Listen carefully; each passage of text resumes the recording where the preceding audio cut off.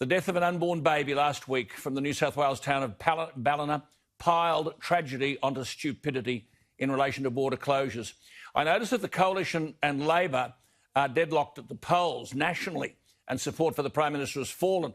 I suspect not for long, because the Prime Minister has found his mojo in the last week with sensible and strong talk, although it'll need more than talk on these two critical issues of border closures and China. On both, the Prime Minister's right.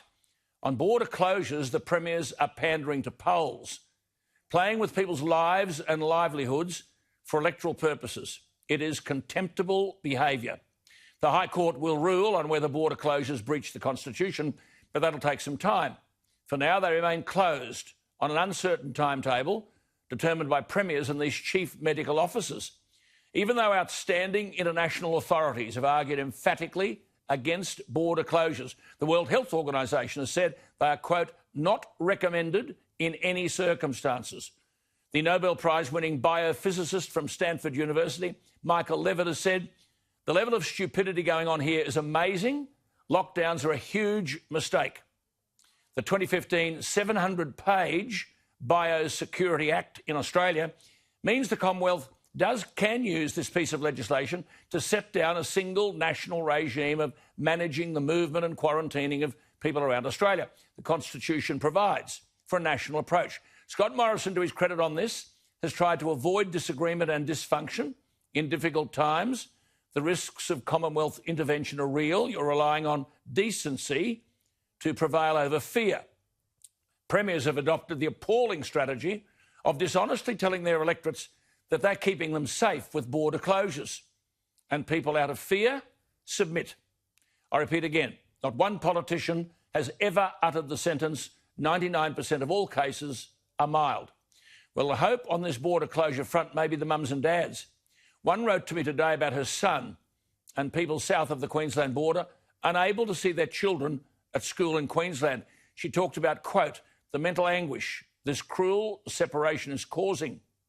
We read about the increasing incidence of suicide in young people. The mother says, I have no understanding of how any sane-thinking adult could accept that our children having thoughts of suicide is okay. She said, I'll never forgive Palaszczuk for what she's doing to my child. The Courier Mail in Queensland today contains heartbreaking comments, desperate pleas from parents in New South Wales, sharing the stories of anxiety and heartache at being separated from their children at Queensland boarding schools for months. They're begging Annastacia Palaszczuk to relax border restrictions to COVID-free towns. But again, the poorly qualified Chief Health Officer, Jeanette Young, is calling the shots. Last week, an unborn baby died as a result of stupidity and heartlessness on this issue. Well, Warrialda is on the northwest slopes of New South Wales. The town's name in Aboriginal language means place of wild honey. It's 597 kilometres north of Sydney, 458 kilometres from the Gold Coast.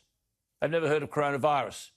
Wendy Mayne has 3 children in Gold Coast boarding schools, and she says missing her kids has been worse than suffering through shattering drought. Wendy joins us from home. Wendy, thank you for your time, and this is appalling stuff. Has anyone anywhere near you tested positive for coronavirus? Hi, Alan. No. Warrialda, our shire, the Gwydir Shire, has had no cases of COVID-19 since the pandemic started, and however, we are still named a COVID hotspot. So but these closures mean you can't see your children. How old are they? Yeah, that's exactly right. We cannot cross the border. I've got an 18-year-old, a 16-year-old and a 14-year-old. My 18-year-old daughter is in year 12 currently, and as it stands, the school holidays, we are not allowed to go and pick them up. I mean, they can come home, but if they come home, they have to quarantine for 2 weeks in a government... They're doing exams. You know, as a mum, I mean, it's hard to believe there's any politician anywhere as thoughtless and as ignorant as these people who are basically compulsorily separating you from your children. That's exactly right, Alan. Look, the world, we understand that the Queensland government wants to protect their residents, their Queensland residents, but we are not COVID. We have no cases, and our children are desperate to come home. And to be honest, the compassion and generosity that we've had from Queensland farmers and friends who are opening their doors for us to have our children, from Cloncurry to Charleville, all over Queensland, to have our children. But it's not the same. They're yearning to get home. The world is uncertain at the moment, and children need certainty and security, and that's what family is all about. Absolutely. Just a quick one, Wendy.